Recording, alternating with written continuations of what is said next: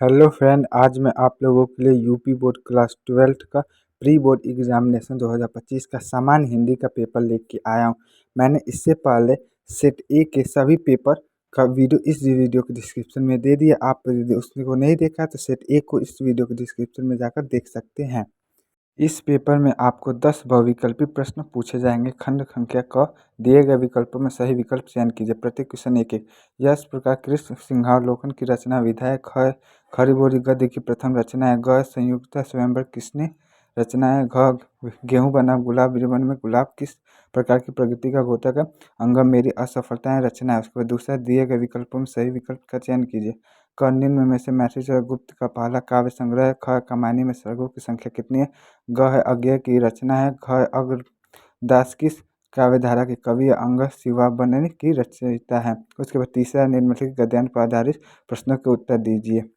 मतलब इसमें आपको 2 गद्यांश दिए जाएंगे और उस दोनों से किसी एक को आपका आंसर अपने कॉपी में लिखना रहेगा और दोनों में से ज़्यादातर आपको उस पाठ के लेखक और उसका रेखांकित अंशों की व्याख्या करनी रहती है। दूसरा गद्यांश आपको स्क्रीन पर दिखाई दे रहा है। इसमें भी देखिए पाठ और लेखक का नाम और रेखांकित अंश की व्याख्या और उस गद्यांश से जो प्रश्न पूछे जा सकते हैं वो प्रश्न 10 नंबर के होते हैं।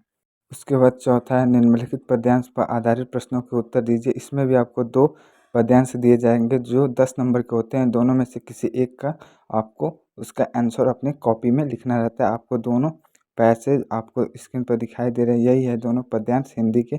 आप इसके नीचे आपको इसके लेखक और पाठ का नाम और या तो उसके संदर्भ या उसके अंशों की रेखांकित अंशों की व्याख्या करनी रहती है और इसके बाद उससे पद्यांश से आपसे क्वेश्चन पूछे जाएंगे, उसका आंसर आपको देना रहता है।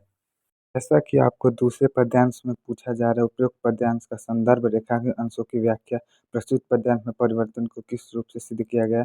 विश्व का करुण किसके कारण होता है। संसार में घायल वृक्ष अस्त्र पर कौन कौन से चिन्ह छोड़ते हैं। उसके बाद पांचवा निम्नलिखित में से किसी एक लेखक का साहित्यिक परिचय और उनकी प्रमुख रचना। अधिकतम सीमा 80। 5 वर्ष में इसमें आपको 3 दिए गए हैं। तीनों में से किसी उसी तरह आपको ख में भी 5 नंबर का कवि का साहित्यिक परिचय लिखना। उसके बाद कथानक पर लाती का तत्व या ध्रुव यात्रा नायिका और अपने सर्वप्रथम खंड काव्य के आधार पर उसकी नायिका का चरित्र चित्र।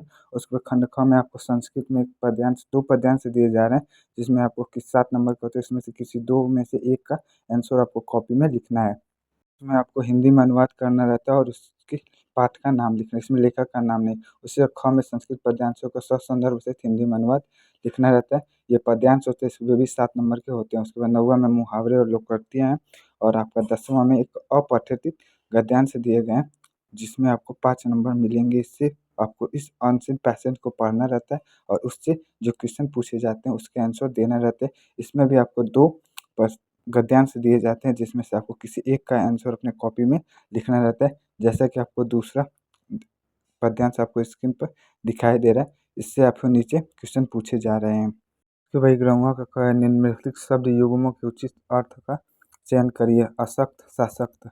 उसका दूसरा है सकल सकल 1-1 नंबर के। उसको ख निम्नलिखित शब्दों में से किसी एक शब्द के 2 अर्थ लिखिए। अमृत वर कर। उसके बाद ग है निम्नलिखित वाक्यांशों के लिए एक शब्द का चयन कीजिए। पहला है गलत कार्य के लिए हठ करने वाला दुराग्रही। दूसरा है स्वयं के खर्च करने वाला अपव्ययी। उसके बाद घ निम्नलिखित में से किसी 2 वाक्यों को शुद्ध कीजिए। इसमें से आपको किसी को उसके 12 का क शांत रस या हास्य रस का लक्षण उदाहरण। ख यमक और श्लेषलंका। ग कुंडली और शोध था। उसके बाद आपको एक निबंध लिखना है और उसके बाद एक पत्र लिखना है जो 9 और 6 नंबर